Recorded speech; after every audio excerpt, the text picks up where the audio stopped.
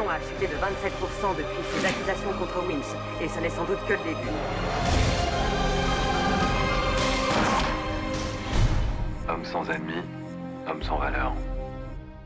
C'était les plus beaux mois de ma vie. Voilà, tu m'as tendu la perche, tu l'as eu. Écoute, c'était extraordinaire. Tu sais, on a tourné pendant 6 mois, on a tourné partout sur la planète.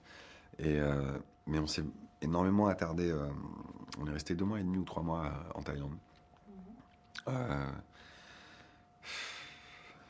Voilà. On n'a pas été là où vont la plupart des touristes. On a essentiellement tourné dans le nord de la Thaïlande, à la frontière de la Birmanie. Et c'est des paysages qui sont très verts, beaucoup de collines, très très verts. Il y a des endroits où ça ressemble quasiment à de la jungle. Qu'est-ce que c'est exotique, mon Dieu, qu'est-ce que c'est bon d'être là-bas. Et puis le climat et la nourriture, j'adore les pad thaï. Aujourd'hui, Largo Winch est l'un des hommes les plus puissants de la planète, suite au décès brutal de son père. On a eu un tel succès avec Largo Winch 1 qu'on était beaucoup plus libre sur le 2. On pouvait aller plus loin, on pouvait se permettre plus de choses, on était plus confiant. Il y a beaucoup plus d'émotions.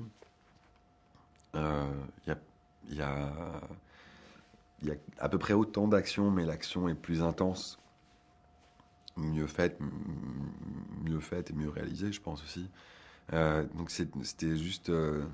c'était Largo 1, mais en plus. Surtout, on a pris les curseurs et on les a montés. Les cascades, c'est un plaisir, j'adore faire ça, vraiment, j'adore ça.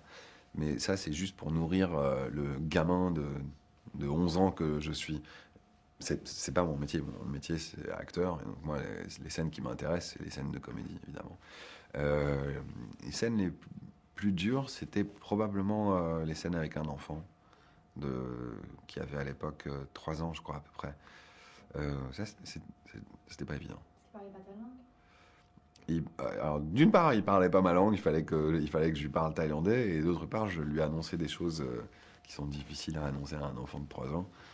Je peux pas en parler parce que je veux pas vendre la mèche, mais c'était probablement les scènes les plus dures.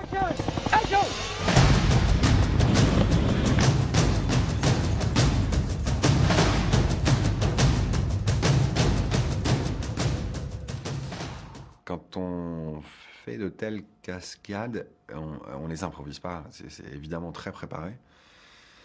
Et tellement préparé que tu sais que, évidemment, le risque zéro n'existe pas. Et tu sais que tu fais quelque chose qui est relativement dangereux, mais relativement dangereux. Et donc, c'est très cadré. Tu sais que voilà, tu as ça à faire, qu'il faut que tu fasses ça, et que si tu fais ça, ça va bien se passer. Donc... t'as pas le temps d'avoir peur, en fait. T'es tellement concentré sur faire ce que t'as à faire pour justement que ça se passe bien et que voilà, qu'il n'y ait pas d'accident. Enfin, moi, en tout cas, j'ai pas le temps de me poser la question de oulala, est-ce que c'est chaud ce que je suis en train de faire? Non. Mais peut-être que j'ai oublié un truc, hein, mais je crois pas. En conséquence, j'ai décidé d'inculper Monsieur Largo Winch de complicité de crimes contre l'humanité. Écoute, Sharon, c'est une des actrices les plus cool que j'ai rencontrées. On avait tous un petit peu peur de comment ça allait se passer. On s'est dit, oulala, Sharon Stone, elle va arriver avec son aura et tout. On espère que ça va pas être compliqué. Pas du tout. Complètement décontractée. À faire la conne quand nous, on faisait des cons sur le plateau, à jouer avec nous, à être... faire partie de la famille, quoi, du plateau. Elle mangeait avec nous, enfin, tu vois ce que je veux dire? Elle ne jouait pas la star du tout, et c'était très agréable. Et alors, qu'est-ce que ça m'a fait quand je l'ai vu arriver? Quand je te dis que ça me met la chair de poule, quand Sharon Stone arrive sur un plateau la première fois et que tu t'y attends pas, il se passe un truc. Je te jure, il se passe vraiment un truc. C'est pas juste une comédienne. Elle dégage quelque chose de très très fort. Vous êtes clairement manipulé. La question, c'est de savoir par qui. En tout cas, vous n'avez pas complètement tort. Vous avez des tas d'ennemis. Homme sans ennemi, homme sans valeur.